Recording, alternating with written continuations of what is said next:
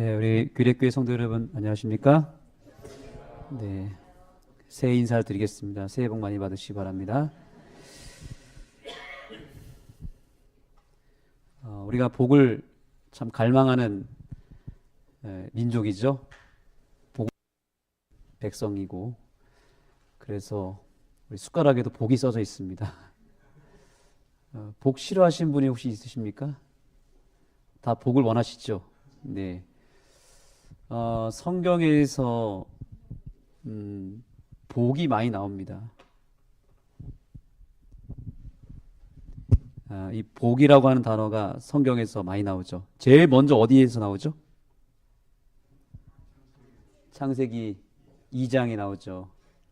하나님이 일곱째 날을 무엇 하셨다고요? 복 주셨다라고 말하고 있습니다. 이 복이라고 하는 단어가 히브리 언어는 따라해 보겠습니다. 바라크라는 단어인데 이게 어떤 의미냐면 무릎을 꿇다라는 단어예요. 무릎을 꿇다. 예. 우리 언제 무릎 꿇죠? 그렇습니다. 역시 규례교회 성도님들은 빠르세요. 이 영적으로 깨어 계셔서. 그럼 성경에서 말하는 복은 뭐냐면 우리는 복 자체를 구하는 사람이 아니라 우리는 복을 담을 수 있는 그릇으로 하나님 만드셨어요. 그래서 우리가 언제 복을 받는 거예요? 무릎 꿇을 때 복을 받는 것입니다. 다 내려놓고 내가 의지했던 것들을 내려놓고 전적으로 하나님께 의지하겠노라고 고백하는 그 행위가 뭐예요? 무릎 꿇는 거잖아요. 우리가 기도를 할 때 서서 할 수도 있고 뭐 앉아서 할 수도 있지만 무릎 꿇을 때는 보통 언제 하죠? 간절할 때, 정말 처절하게 매달릴 때 무릎 꿇잖아요. 내 마음을 더 낮추고 겸손하게 주님께 모든 것을 맡기면서 하나님께 무릎 꿇고 기도할 때 하나님은 바로 그런 자에게 복을 허락하신다는 거죠. 그래서 우리는 많은 복을 또 받아야 되겠지만 복을 받을 수 있는 하나님의 큰 그릇으로 이 새해에 거듭나게 되기를 간절히 소망합니다. 그래서 이게 뚜껑이지만 이렇게 뚜껑이나 이 그릇을 이렇게 해놓으면은 아무리 여기다가 뭘 집어넣으려고 복을 쏟아 부어도 담아져요, 안 담아져요? 어떻게 해야 되죠? 이 방향이 하늘로 열려 있어야 됩니다. 이게 무릎 꿇은 상태예요. 복을 받을 수 있도록 하늘을 향해서 마음을 열고 기도하는 그 자세가 하나님께로부터 복을 받을 수 있는 완벽한 상태다. 이게 바라크예요. 이게 바로 복입니다. 그러면 하나님께서 그 날에 복을 주셨다는 말이 뭐예요? 그 안식일에 하나님께 무릎 꿇기 위해서 주의 전으로 나아오는 백성들에게 하나님 복을 주시겠다는 거죠. 그래서 올 한 해 끊임없이 무릎 꿇는 우리 기획교회 성도들이 되셔서 하나님의 복을 충만하게 받는 우리 모든 주님의 백성들이 되기를 예수님의 이름으로 축복합니다. 네, 오늘 우리가 사경회를 맞이하게 되었고 제가 고민을 좀 많이 했습니다. 사실은 PPT를 다 준비를 했는데 제가 사경회를 청중으로 있을 때마다 늘 고민했던 건 뭐냐면 이 교재가 우리 교단에서 우리 동정원앞에서 이거를 번역을 누군가는 하고 인쇄를 했는데 이 책을 우리가 보통 안 읽고 넘어갈 때가 꽤 있더라고요. 또 게다가 이 주제로 하면 다행인데 안 하는 경우도 있고 또 이 주제로 하더라도 목사님이 강사 목사님이 친절하게 다 준비를 해오셔가지고 이 책을 거의 우리가 읽을 때가 없다는 것을 제가 발견했고 그래서 제가 여기 오기 전에 기도하면서 결정한 거는 이번 사경회는 교재 중심으로 하되 여러분들이 직접 교재를 좀 펼치면서 성경도 펼치고 교재도 좀 펼쳐서 이 책이 아깝지 않게 해야겠다 이런 생각을 했습니다. 여러분 혹시 동의가 되십니까? 아니면 제가 컴퓨터를 꺼낼까요? 뭐가 좋으실까요? 여러분들 선택하셔도 좋겠습니다. 그러면 교재를 지금 좀 다 좀 챙기시고 없으신 분들은 좀 나눠주시면 좋을 것 같습니다.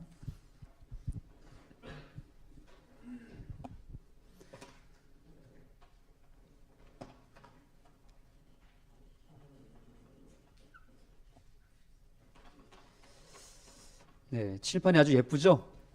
네, 특별한 칠판에서 우리가 같이 오늘 공부를 좀 하도록 하겠습니다. 제목이 여기 남은 무리가 있다라고 하는 겁니다. 참, 우리 남은 무리라고 하는 단어를 들으면 마음이 뜨겁지 않습니까? 왜 그렇죠? 남은 자손, 남은 교회, 남은 무리, 이 주인공이 누구죠? 확신이 여기서 강하게 대답이 나올 줄 알고 제가 물어봤는데 다시 한번요. 남은 무리가 누구죠? 예, 그렇습니다. 우리 그리고 귀례교회가 남은 교회가 맞습니까? 자, 여러분의 교재에 어디를 보시냐면요. 네. 17페이지를 보겠습니다.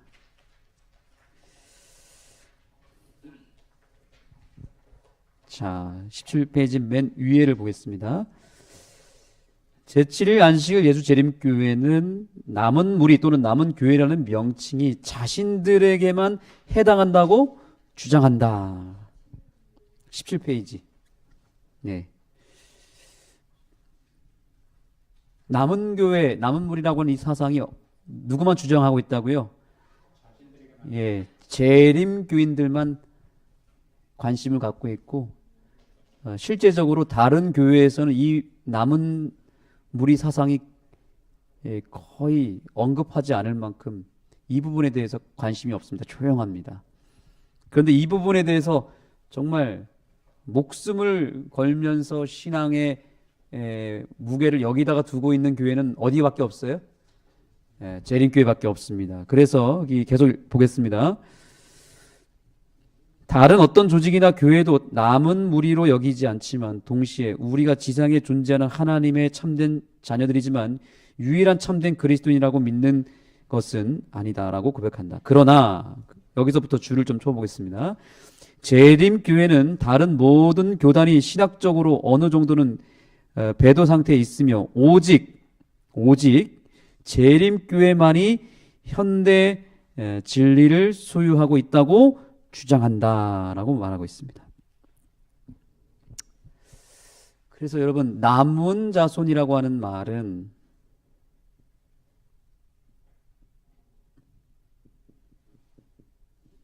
오직 누구만 쓰고 있는데요?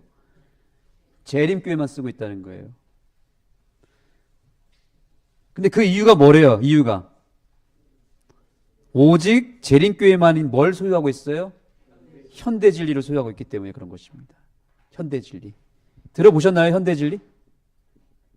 현대 진리가 뭐예요? 그 시대에 꼭 필요한 진리가 현대 진리입니다. 그래서 이 현대 진리는 각 시대마다 다 모양이 다르지만 그 현대 진리를 그 시대에 하나님께서 특별하게 허락하신 진리예요. 조금 이따 설명을 드리겠습니다. 그러면 이 현대 진리에 대해서 우리가 알기 위해서 첫 번째로 봐야 될 성경절은 성경을 좀 보겠습니다. 요한계시록 12장 17절입니다.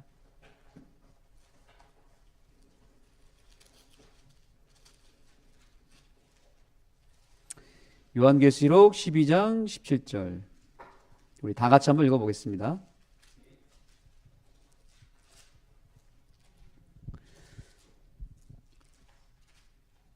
찾으셨죠? 자, 용이 시작. 용이 여자에게 분노하여 돌아가서 그 여자의 남은 자손 곧 하나님의 계명을 지키며 예수의 증거를 가진 자들로 더불어 싸우려고 바다 모래 위에 섰더라. 아멘. 자, 여기 보니까 마지막 때가 되면 사단이 그 싸우는 대상이 달라져요.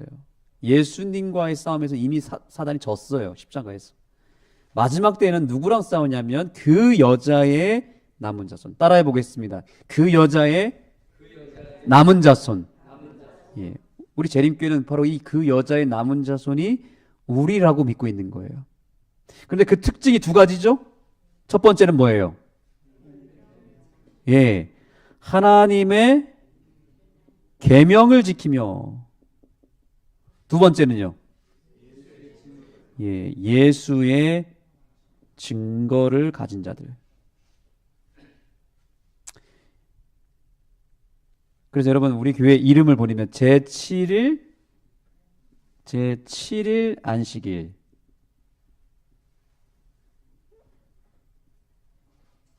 그 다음 뭐예요? 예수 재림입니다.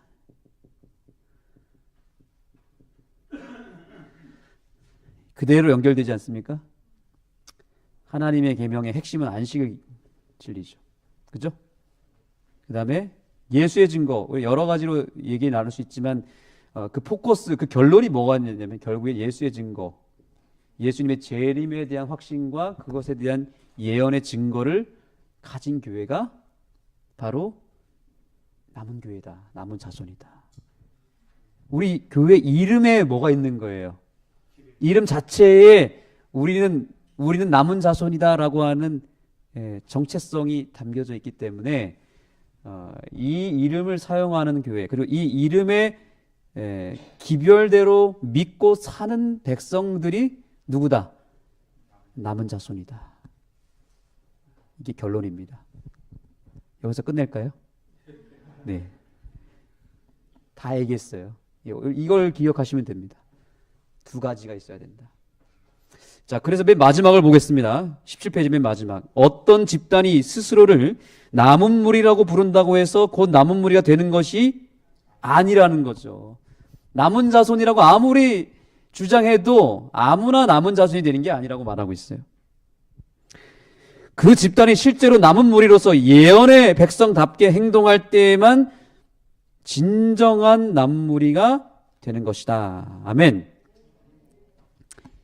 이 두 가지가 확실하게 있어야만 남은 자손이 될 수 있다는 거예요. 이게 없는 상태로 아무리 남은 자손이라고 주장한다고 하더라도 남은 자손이 될 수 있어요, 없어요? 될 수 없다라고 하는 사실을 확신하십니까? 예. 그래서 하나님께서는 오늘날,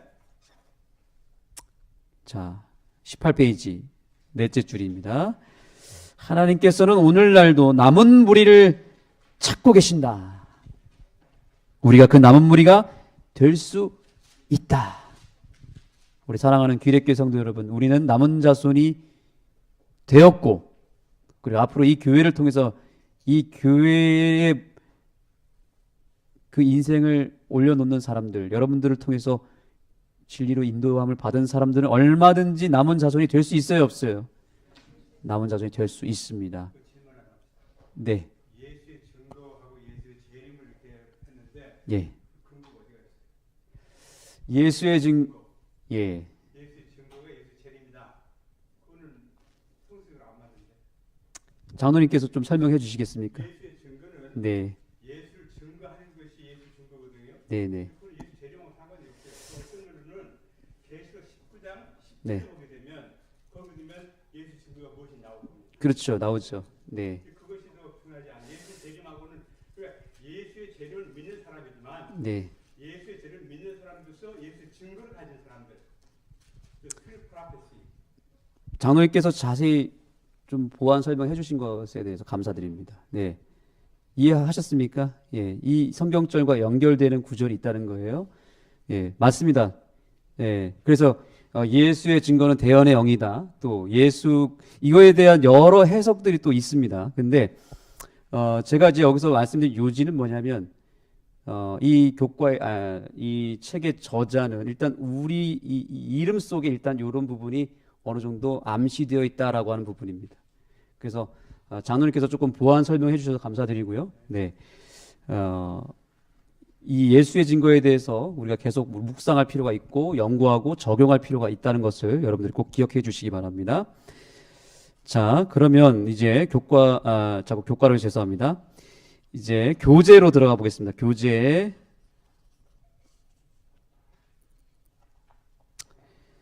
24페이지입니다.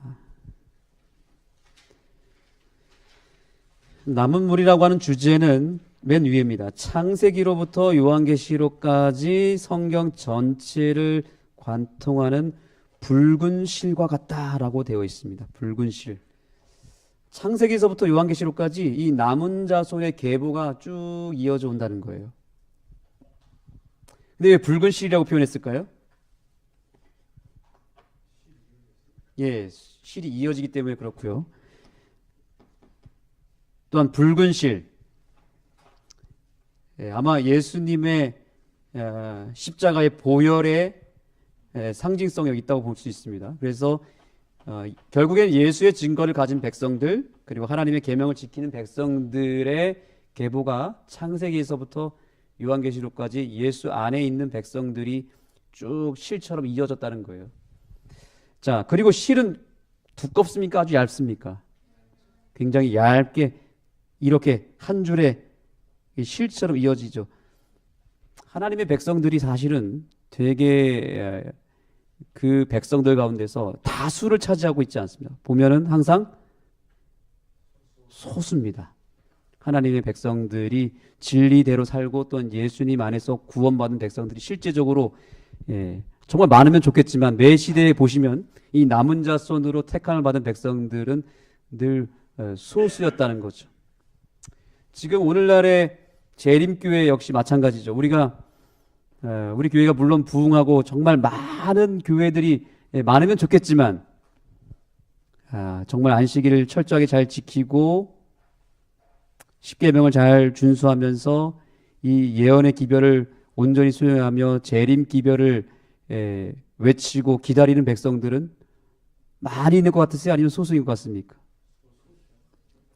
상대적으로 어때요? 소수입니다. 우리는 지금 좁은 길을 가고 있는 것입니다. 아주 좁고 협착한 길을 가고 있는 것이죠. 그렇기 때문에 우리가 귀례교회 성도님들이 우리가 모여서 이렇게 서로 믿음을 격려하고 함께 손을 맞잡고 하늘까지 가는 그 길까지 저와 여러분의 믿음을 더 돈독하게 해주고 튼튼하게 세우는 그런 믿음의 공동체가 되기를 예수님의 이름으로 축복합니다. 자, 여기 두 번째 단락을 보겠습니다. 성경에서 처음으로 언급된 남은 무리는 누구였다고요? 노아의 가족이다. 자, 노아가 나오고요. 그 다음에요. 노아 다음에 누굴까요?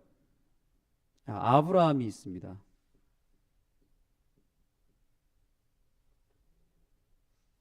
그 다음에요. 네, 여기 칸이 얼마 없기 때문에 그냥 제가 이렇게 쓰겠습니다. 이삭.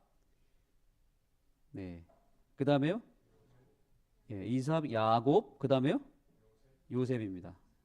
자, 어떻게 해야 예쁘게 쓸 수 있을까 고민해 보겠습니다. 다시 이렇게 하겠습니다. 이렇게 하는 게 낫겠네요. 노아, 그 다음에요. 다시 아브라함.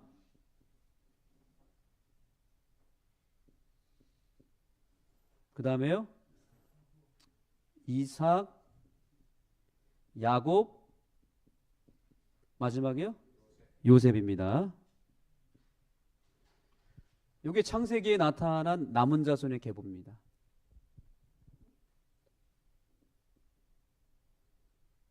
그러면 이 계보 속에는 무엇이 나타나야 될까요? 아까 처음에 하나님의 칸이 적기 때문에 제가 좀 짧게 쓰겠습니다. 하나님의 계명과 그 다음에요. 예수의 증거입니다.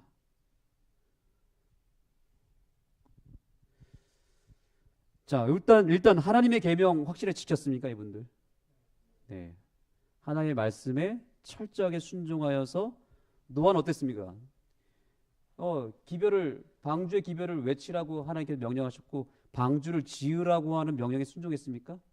네. 방주를 지으라고 하는 명령에 순종했습니다. 아브라함은 어떻습니까? 떠나라. 네. 갈대아우에서 떠나서 갈 바를 알지 못하고 어떻게 했어요? 하나님의 말씀에 순종하여 떠났다는 거죠. 네. 떠남. 고향을 떠났습니다. 이삭은 어떻습니까? 순종의 대명사라고 할 수 있죠. 그렇죠? 그가 그의 리브가를 정할 때에도 어땠습니까? 그가 순종했습니다. 기도 가운데 하나님의 뜻에 순종했고 또한 그의 아비 아브라함이 모리아산에서 번제를 드릴 때도 어떻게 했습니까? 그러니까 순종하여 그리고 저항하지 않고 갔다는 거죠. 모리아산에 올랐습니다. 또 야곱은 어떻습니까? 야곱도 하나님의 말씀에 순종했습니까? 네. 야곱도 물론 여러 굴곡이 있었겠지만 그가 끝까지 하나님을 붙잡았으니까 붙잡고 결국에 하나님의 뜻에 순종했습니다. 요셉 어떻습니까? 물론 고난이 있었지만 고난 가운데서도 그의 믿음을 지켰고 하나님과 늘 함께하는 삶을 살았습니다. 하나님의 뜻에 순종하는 백성들을 하나님은 남은 자손으로 세우신다. 그래서 저와 여러분이 오늘날 남은 자손으로 온전히 서기 위해서는 하나님께서 이 교회를 통해서 우리에게 명령하신 모든 말씀에 우리가 노아처럼 아브라함처럼 이삭처럼 야곱처럼 요셉처럼 우리가 순종하는 삶을 살 때 하나님이 우리를 남은 자손으로 쓰신다라고 하는 사실을 기억하시기 바랍니다. 그래서 2026년에는 우리가 어떤 말씀을 하나님께 받든지 간에 그 말씀에 우리가 굴복하고 순종하는 삶을 살기로 결심하게 되는 이 시간이 되었으면 좋겠습니다. 자, 그 다음에 예수의 증거가 필요하죠. 아까 현대진리 얘기를 했는데 노아 시대의 현대진리는 뭐죠? 그렇습니다. 방주로 뭐하라? 들어가라입니다. 이 노아를 통해서 예수님에 대한 증거가 나타난 게 여러 가지가 있죠. 그렇죠?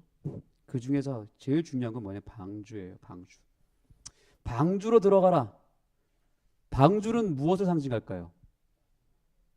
구원입니다. 구원. 구원은 누구죠? 그렇습니다. 예수입니다. 방주는 사실 예수님이에요. 왜 방주가 예수님일까요?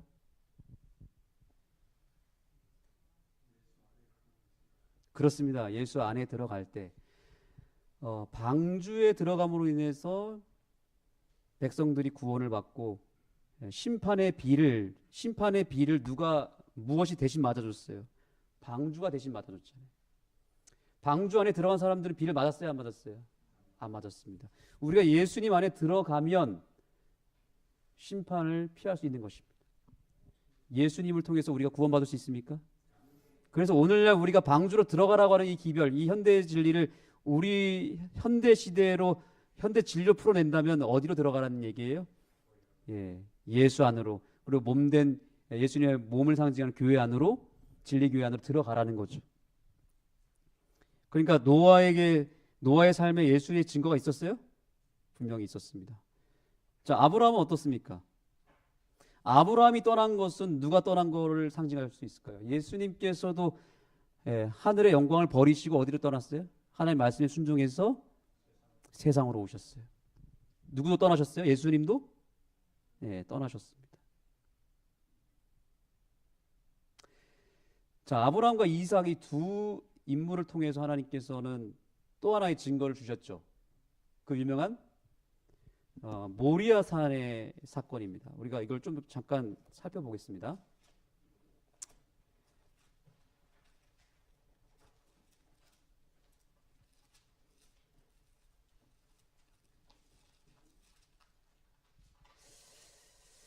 네, 창세기를 열겠습니다.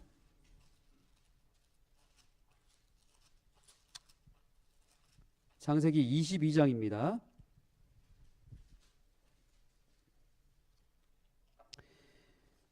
자, 창세기 22장을 보시면 일단 이삭이 태어난 것은 어떤 탄생이었냐면 기적적인 탄생이었습니다. 맞습니까? 사람의 힘으로 가능했어요? 네. 아브라함과 사라가 이미 늙어서 아이를 절대로 낳을 수 없는 상황 속에서 기적적으로 탄생한 아들이 이삭이었습니다. 맞죠? 자, 그런데 그 하나밖에 없는 아들, 자, 여기 2절을 보세요. 아들, 내 사랑하는 아들. 어떤 이삭이요? 독자 이삭을 번제로 드리라 그랬습니다. 어디에다가요? 죽이는 장소가 어디였어요? 모리아 땅에 가서 내게 지시하는 그 산에, 거기서 그를 번제로 드리라 라고 말합니다. 자, 그 다음에 보니까 어디를 보시냐면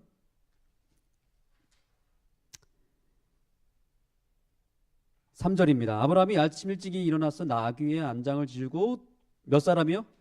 두 사환과 그 아들 이삭을 데리고 번제에 쓸 나무를 짊어지게 합니다. 그래서 어딜 보시냐면 6절을 또 보겠습니다.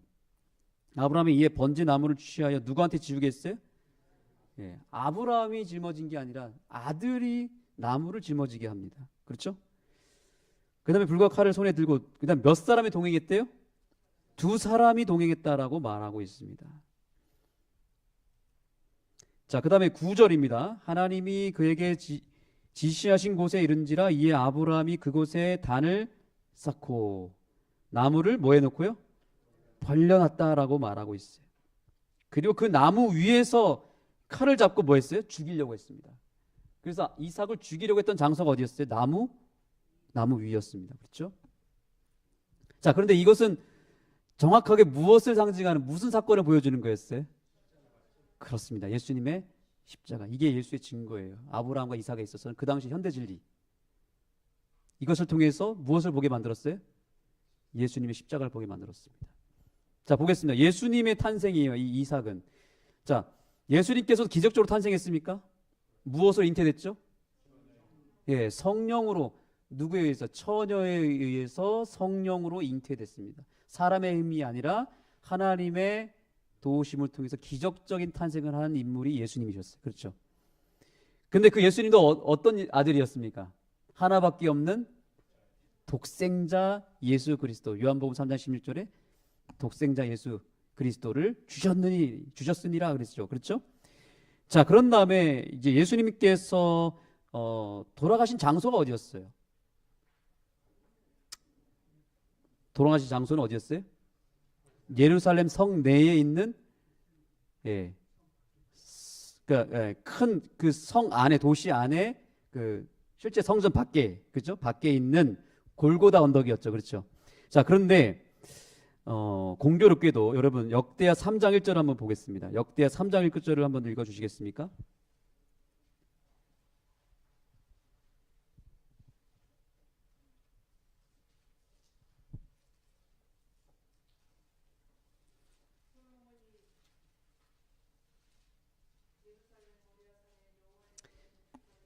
네, 감사합니다. 솔로몬이 예루살렘 어디서요? 모리아산에서 성전을 건축했다. 왜 제가 이 성전을 찾아드렸을까요? 왜 찾아드렸을까요? 예루살렘 성전이 어디서 세워졌다고요? 모리아에서 세워졌다는 거죠. 아들 이삭을 번제로 드렸던 장소와 연결이 됩니까? 연결이 그대로 되는 것입니다. 자, 예수님께서 산에 오르실 때 뭘 짊어졌어요? 나무를 짊어졌어요. 십자가라고 하는 나무를 짊어지고 갔을 때에 몇 명이 따라갔습니까? 몇 명이 같이 동행했어요? 2강도, 2사람이 동행했습니까? 그러면 이삭이 나무를 짊어지고 갔을 때 2사람이 동행한 것은 무엇을 보여주는 거예요?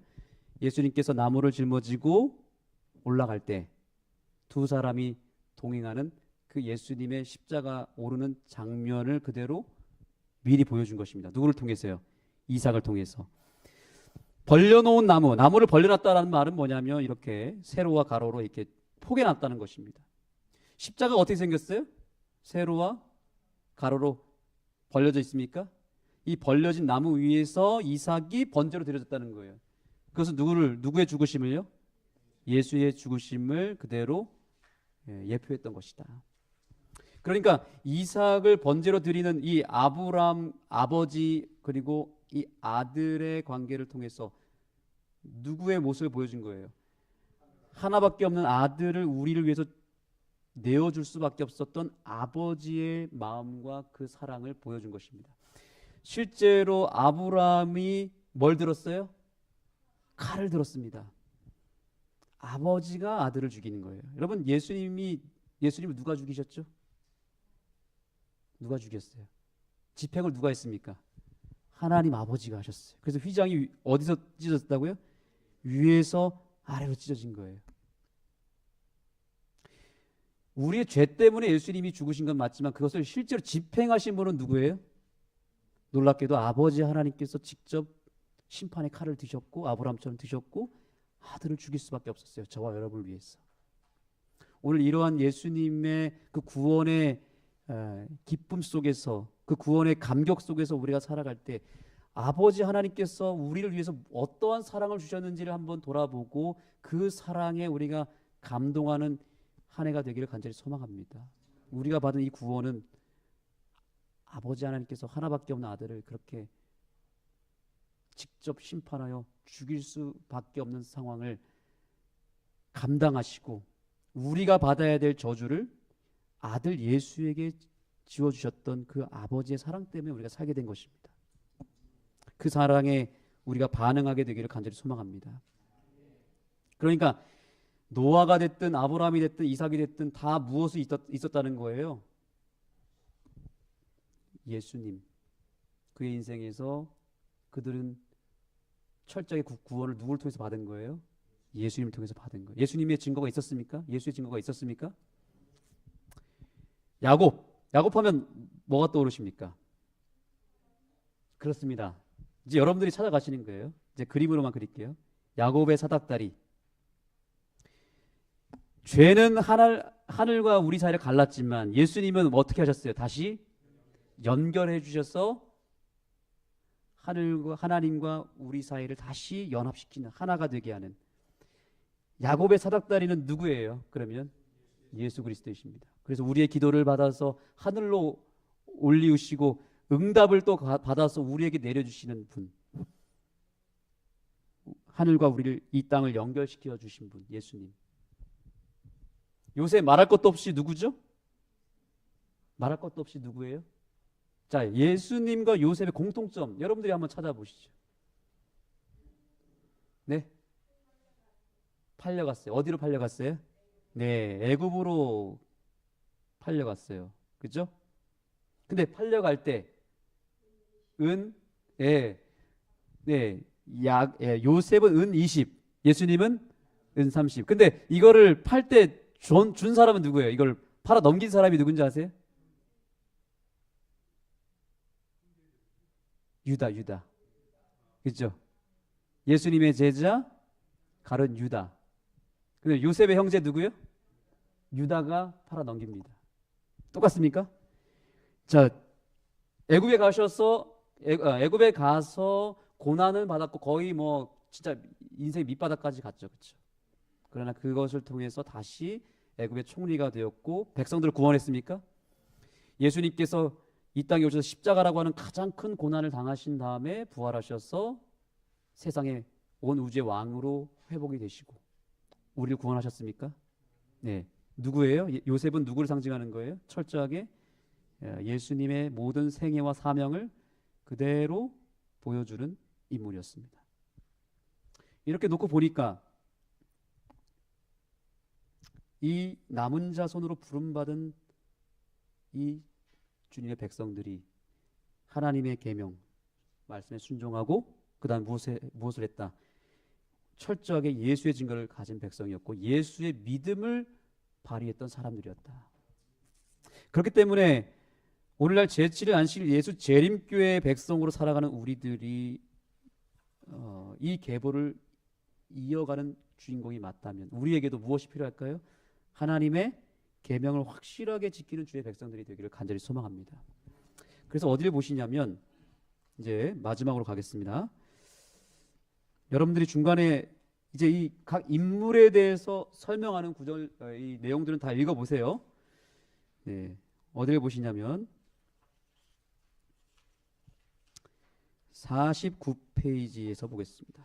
자, 그런데 제가 이번에 여기 이 인상적으로 본 것은 바로 이 구과입니다. 49페이지입니다.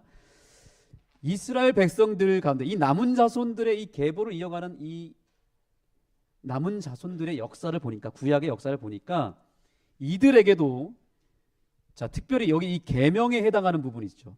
자, 이들이 뭘 했는지 보겠습니다. 자, 넷째 줄 보겠습니다. 무엇보다도 이스라엘은 타락 전 에덴에서 시작된 뭘 지켰다고요? 일곱째 날 안식일을 지켰다는 거죠.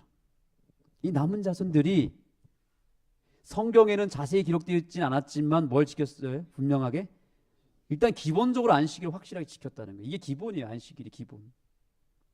따라합니다. 안식일은 신앙의 기본이다. 이들이 안식일을 지켰을까요? 안 지켰을까요? 지켰습니다. 계명을 확실하게 지켰다는 게 계명이 기본이에요. 그 다음에요. 자, 그 다음에 50페이지 중간에 보시면 또한 보이시죠? 자, 거기도 줄치겠습니다. 이스라엘은 하나님께서 친히 제정하신 성소와 그 성소를 통해서 전달된 뭘 받았다? 독특한 기별을 받았다. 무슨 기별이죠? 이걸 그 유명한 성소 기별이다. 네. 자, 이들에게 성소 기별이 있었어요, 없었어요? 이들은 노아 어땠습니까? 노아 제단을 쌓았습니까? 네. 성소의 기별이 이미 아담 때부터 그 계보가 이어져 나온 거예요. 제단 쌓았습니까, 아브람? 네. 이삭도 쌓았죠? 네. 다 하나님께 성소의 기별을 받은 백성들이에요. 그게 잠깐 애굽의 감으로 인해서 좀 끊겼지만 누가 다시 받았어요? 모세가 받았잖아요. 모세가 다시 시내산에 받잖아요. 성소 기별이 남은 자손을 통해서 계속 이어져 내려오는 거예요. 그러면 오늘날 남은 자손의 특징, 안식일을 지키며 그다음 뭘 받은 백성? 성소 기별을 받은 백성. 우리 재림교회 성소 기별이 분명합니까? 네, 여러분들이 올 한 해 기회가 되신다면 성소 기별을 연구하는 것은 의미 있다고 생각합니다. 왜냐하면 성소 기별을 가르치거나 이 성소 복음을 가르치는 교회가 거의 없다고 보시면 됩니다. 이것도 역시 누구만 가르치는 거예요? 재림 교회, 남은 교회만 가지고 있는, 여기 보니까 이 표현대로 독특한 기별이에요. 그렇죠. 맞습니다. 재림교회가 이 성소 기별로 시작을 한 거잖아요. 그렇죠. 이 성소 기별을 우리가 절대로 간과해서는 안 되고 이것을 잊어버리면 안 됩니다. 자, 그 다음에 넘겨주시겠습니다. 그 다음에 반면에 52페이지 3번 세 번째 기별. 자, 히브리 신앙의 죽은 자의 상태와 영혼의 비불멸성에 대한 진리는 창조 시점까지 거슬러 올라간다. 우리가 잘 아는 대로 사단의 최고의 걸작품은 뭐예요? 영혼 불멸 사상입니다. 영혼 지옥설. 여러분 놀랍게도 이 기별도 창세기서부터 시작이 됩니다. 그렇죠? 제일 인류 최초의 거짓말이 뭐예요? 뱀이 결코 죽지 아니하리라. 하나님 분명히 뭐 한다 그랬는데요? 정령 죽으리라 그랬는데 죽지 아니하리라라고 하는 이 거짓말을 또 합리화하기 위해서 만든 게 지옥이잖아요. 그렇죠? 영혼은 살아있다. 몸은 죽지만 영혼은 떠다닌다. 죽지 않는다. 그러면 그 영혼을 보낼 때가 필요하기 때문에 의인은 천국 가지만 악인은 어딜 가야 된다는 거예요? 지옥으로 보낸다라고 하는 이 사상이 이때부터 시작이 된 거예요. 이게 히브리 신앙에 있어서 매우 중요한 기별이었다 여기서 말하고 있죠. 그래서 실제로 여러분 고대 시대에도 이 영혼 불멸 사상이 지배하고 있었던 시대였다고 합니다. 그래서 이 이집트 문명 보시면 다 아시잖아요. 미라를 만들고 이게 다 영혼 불멸 사상에서 온 거거든요. 그렇죠? 근데 지금 이 시대는 어떤 것 같아요? 여러분? 영혼 불멸 사상, 강신술 지금 유행하고 있습니까? 우리나라만 봐도 어떻습니까? 강신술. 심각합니다. 심지어 이 무당이나 점 보는 분들한테 물어보니까 요즘에 목사님들이 그렇게 많이 온대요. 그다음에 기독교인들이 단골이 많대요. 강신술에 지금 다 빠져드는 것이죠. 그렇죠. 사울도 갔고. 근데 이 사상이, 이 흐름이 지금도 이어지고 있고, 이 영혼 소멸, 우리는 이제 조건적 영혼 불멸이죠, 그렇죠? 우리는 부활 사상을 믿고 있고 재림 신앙을 믿고 있는 우리 교회가 자세히 보시면 기독교 안에서도 대부분 영혼 지옥설 다 믿습니다. 어디만 안 믿어요? 남은 교회만 안 믿습니다. 그리고 기독교를 넘어서 모든 종교에 이 개념이 다 있어요. 지옥설과 영혼 불멸설이 모든 종교의 철학과 심지어 기독교 안에 다 들어왔어요. 남은 교회만 아직 안 들어왔어요. 이 기별 외쳐야 되겠습니까? 이 기별을 크게 외치셔야 됩니다. 제가 작년에도 이걸 가지고 한 두어 차례 설교를 했는데 몇 개신교회 분들은 충격받으시더라고요. 지금까지 속았다는 거예요. 예수님 안 믿으면 지옥 보낸다. 이게 두려워서 믿었다는 거죠. 자, 계속 넘어가겠습니다. 이제 52페이지. 52페이지 마지막 단락. 이스라엘은 뭐도 있었대요? 건강기별도 가지고 있었다. 와, 창조 후 에덴에서 주어진 최초의 식단은 채식이었다. 노아 시대 때 이제 이 하나님께서 정한 짐승, 부정한 짐승을 나누시면서 임시적으로 사실은 허락된 게 이제 육식이었는데, 그때부터 급격하게 뭐가 줄어들었죠? 수명이 줄어들고. 네. 그래서 우린 다시 어디로 돌아가야 되는 거예요? 에덴으로 돌아가야 되잖아요. 그렇죠? 건강기별 중요합니까?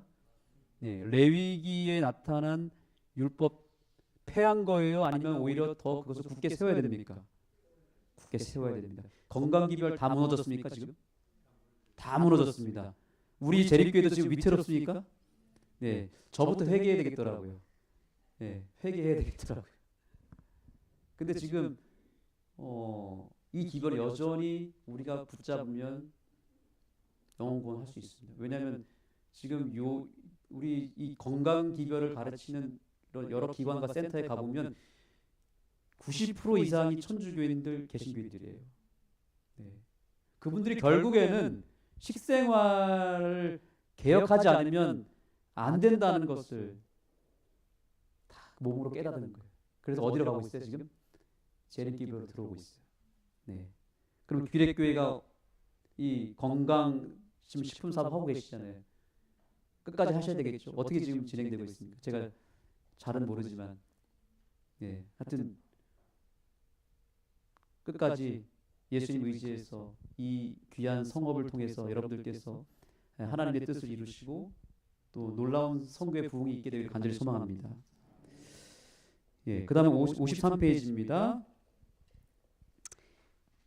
첫 번째 단락입니다. 히브리 민족은 대쟁투에 대한 이해도 가지고 있었다. 하나님과 사단 사이에 인간의 충성을 두고 벌어지는 거대한 싸움에 대한 수많은 증거가 성경 전체에 흩어져 있다. 이 개념이 남은 자손에게 처음부터 있었다는 거예요. 여러분, 놀랍게도 이 선악의 대쟁투에 대한 개념도, 여러분, 죄가 어떻게 시작됐고 왜 사단이 반역을 했고 사단이 왜 지금까지 살아있는지에 대한 이유를 많은 교회가 몰라요. 죄라고 하는 것의 그 근원 시초를 모른다는 거죠. 그것은 무엇을 통해서만 밝혀졌냐면 우리가 사랑하는 책 대쟁투 청소라고 하는 이 책을 통해서 우리가 이 기별을 받지 않았습니까? 재림교회에 주신 놀라운 축복이 뭐냐면 죄의 시작을 알려주는 책, 교회예요. 우리 교회는 시작을 알아야 끝을 뭐 할 수 있어요? 끝을 알 수 있잖아요. 시작을 모르는데 어떻게 끝을 마무리하겠습니까? 그러니까 죄에 대한 이 문제를 해결하려면 시작에서부터 출발해야 되는데, 그 시작을 정확하게 알려주는 사단의 실체와 죄의 실체를 적나라하게 알려주는 교회가 바로 이 시대에 있는데 어느 교회라고요? 남은 교회라고요. 남은 교회. 그래서 엘렌 화이트이 특별히 이 대쟁투 총소를 쓸 때 사단에게 그렇게 공격을 받았다고 하지 않습니까? 그렇죠, 장로님. 예, 엄청난 죽을 뻔했다고 하더라고요. 예. 이 사단의 실체를 밝혀내려 이 대쟁투 사상, 우리 남은 교회에 있어야 되는 거죠. 그래서 두 번째 단락 보겠습니다. 이스라엘은, 세 번째 단락이죠. 예언의 신도 뭐하고 있었다? 가지고 있었다. 민족의 역사 전반에 걸쳐 정경에 포함된 선지자들뿐만 아니라 비정경 선지자들도 하나님의 구체적인 메시지를 전했는데 그 많은 내용이 나중에 성경에 기록되었다. 그러니까 예언의 신의 사상이 마지막 때만 있는 게 아니라는 거죠. 구약 시대에도 있었고 남은 자손의 계보 안에 있었다는 거예요. 여러분, 결국에 예언의 신이 현대 진리 맞죠? 그렇죠? 현대 진리 맞습니까? 노아 시대 때 예언의 신이 뭐였어요? 황제에 들어가라는 거죠. 독특한 진리. 하나님께로부터 계시를 받아서 노아에게만 준 기별이잖아요. 그게 예언의 신이잖아요. 맞습니까? 모세 시대의 예언의 신이 뭐였어요? 피를 문설주에 팔아라. 그래야 구원받을 수 있다. 지금 이 시대의 현대 진리, 예언의 신이 뭐예요? 새천사의 기별. 그렇죠? 연결이 된다는 거예요. 자, 마지막으로 54페이지입니다. 마지막으로 보이세요? 예. 이스라엘은 오실 구속자에 대한 큰 빛을 받은 특권을 누렸다. 예수님이 오신다라고 하는 기별, 예수님이 재림하신다, 이 기별을 가져야 남은 자손이 될 수 있습니다.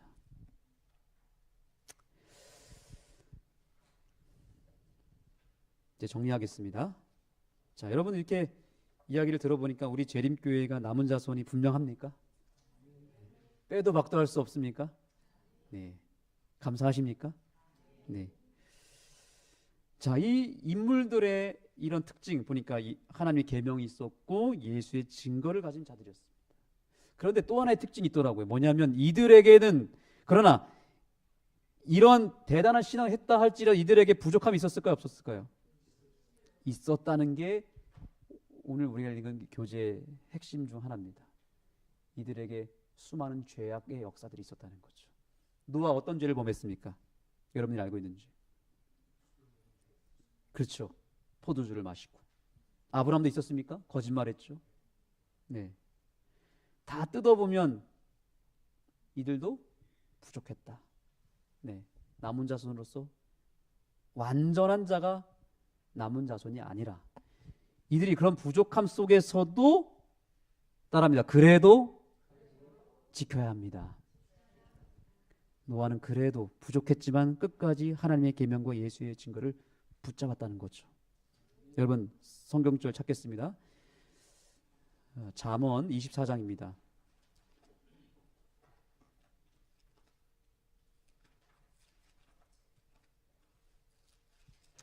잠언 24장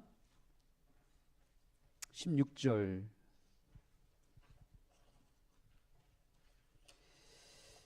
자, 찾으셨습니까? 네, 다 같이 읽겠습니다. 잠언 24장 16절 시작. 대저 의인은 7번 넘어질지라도 다시 일어나려니와 악인은 재앙으로 인하여 엎드려.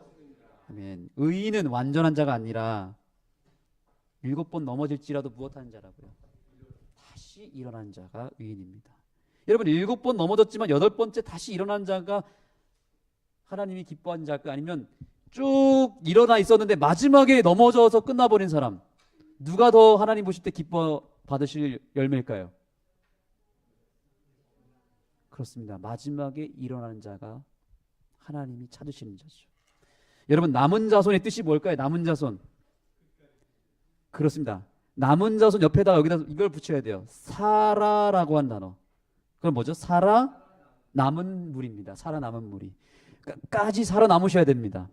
우리 옆 사람 인사하겠습니다. 끝까지 살아남으십시오. 인사하시기 바랍니다. 그러니까 포기하지 않으셔야 돼요. 여러분의 신앙이 때때로 사단에 의해서 무너질 수 있고 넘어질 수 있습니다.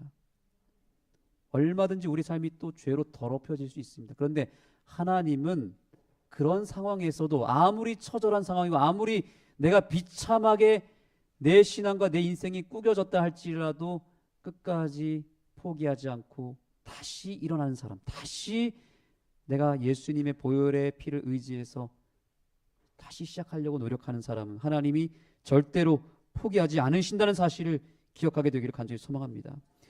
그래서 어디를 보시냐면, 자, 한 구절 찾아보겠습니다. 그래도 교재를 우리 중심으로 보기 때문에요. 47페이지입니다.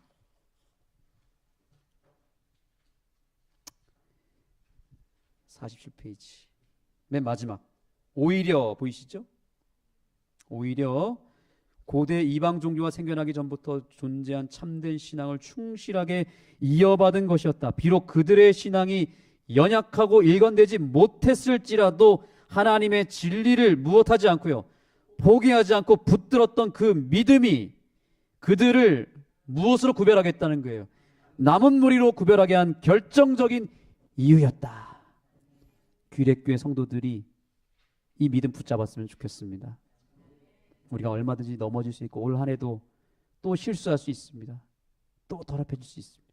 그런데 우리를 남은 무리 되게 하는 그 믿음은 뭐냐면, 일관되지 못할지라도 내 신앙이 기복이 있을지라도 하나님의 진리를 포기하지 않고 끝까지 붙드는 믿음.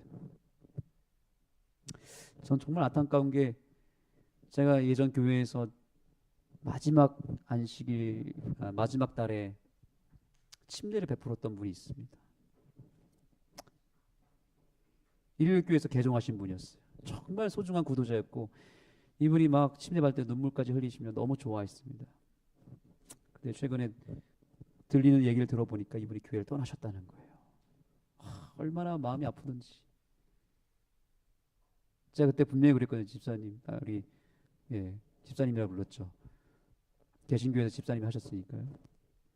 절대로 재림신앙을 포기하시면 안 됩니다. 분명히 제가 말씀드렸는데 상처받아서 안 나오시겠다는 거예요.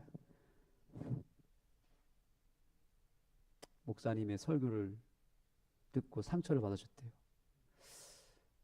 그래서 여러분, 우리는 사람 때문에 상처받고 사람 때문에 때때로 교회를 떠나는 일이 있을 수 있는데 그거는 사실은 굉장히 아쉬운 대목이죠. 그렇죠? 네. 갑자기 처음부터 혼나가는 사람이 왔어요. 멋지게 생긴 사람이야. 나중에 알고 보니까 자기가 한 20몇 년 교회를 쉬었는데 교회에서 섭섭한 일이 있어가지고 음. 안 나왔다는 거야. 그러니까요. 그러면서 어쩌다 여기 왜 이렇게 가는지 모르겠어.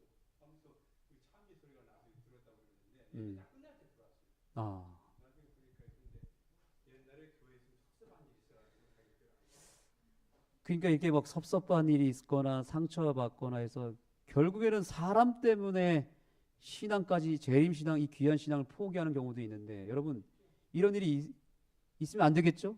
왜냐하면 여러분 그 누구 좋으라고 하는 거죠? 그러면 상처를 준 사람은 떳떳이 교회를 잘 다니고 있고 상처 받은 나는 신앙을 포기해가지고 재림신앙까지 다 포기해가지고 안 다닌다면 그 누구 손해죠? 저는 오히려 상처받으면 더 꿋꿋이 신앙을 해야 된다고 생각합니다. 우리 예수님 바라보면서 혹시 어려움이 생기고 시험이 들면 사단이 나를 지금 삼키려고 하는구나 라고 하는 인식 속에서 더 예수님 십자가 붙잡고 내 재림신앙을 끝까지 밀고 나가야지 그까지 사람한테 상처받았다고 해서 내 재림신앙 송두리째를 버려버린다면 이것은 어리석은 일인 거죠. 어떠한 일이 있어도 우리 귀력교 성도 여러분들께서는 어떠한 시험이 와도 어떠한 혹 상처가 내게 온다 할지라도 리스크가 온다 할지라도 어떠한 일이 있어도 재림신앙을 포기하지 않게 되겠다고 결심하시겠습니까? 기도하고 마치겠습니다. 하나님, 오늘 저희는 이 세상에서 어쩌면 가장 연약하고 작은 교회이지만 그러나 하나님이 보실 때 가장 위대하고 가장 진리요 길이 되는 교회를 우리가 다니고 있음을 인하여 주님께 감사를 드립니다. 우리가 정말 어떻게 해서 얻은 이 재림신앙인데 이 재림신앙을 포기할 수 있겠습니까? 절대로 이 신앙을 놓지 않겠습니다. 주님, 저희를 부족하지만 남은 교회로 세워주셨고 우리 한 사람 한 사람을 이 마지막 때의 남은 자손으로 불러주시고 또한 세워주셨사오니 이 귀한 재림신앙 저희가 더 빛나게 하도록 우리의 삶을 드리기를 원합니다. 받아주시고 우리의 부족한 입술과 부족한 삶을 통해서 새 천사의 기별을 널리 증거하여 주시고 예수님의 재림을 앞당기는 주의 백성들 되게 하여 주옵소서. 예수님 재림하시는 그날까지 이 믿음 변치 않도록 굳건하게 지켜주시옵기를 예수님의 이름으로 간절히 기도드립니다.